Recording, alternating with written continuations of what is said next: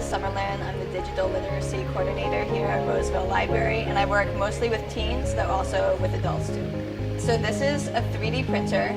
Basically how it works is it's a hot glue gun nozzle, more or less, that prints in layers. So it'll print one layer and then it'll print another layer on top of it. And it's all coming from a big spool of plastic thread that's in the back. So every Tuesday here at the library we have Teen Makerspace for 2 hours where kids can just come in, use any of the 3D design software that we have and design a model, and then we'll print it out. It's an open lab from 3 to 5 every Tuesday, so they can just stop in, design something, leave.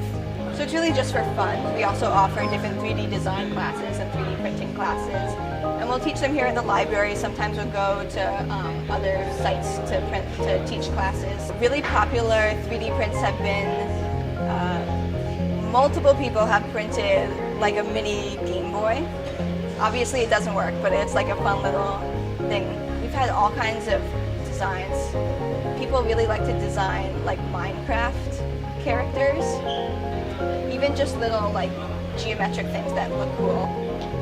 I think 3D printing is a really interesting field right now. I think it's really going to be growing, and I think it's going to be more and more relevant in a couple of years. It's going to be far more functional. I think right now people are kind of fascinated by it because, like, oh, you can print little trinkets, or, you know, it's not just printing on paper.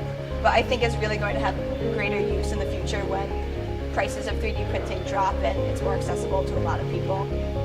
In the future, people might want to use it to design like biological materials, so for like organ transplants and stuff like that. Or I know that there was a recent article in the New York Times about 3D printing food. I read something else about how this guy went into an art museum and took a ton of different photos of sculptures so that he could basically recreate a 3D model of that famous work of art and then 3D print it.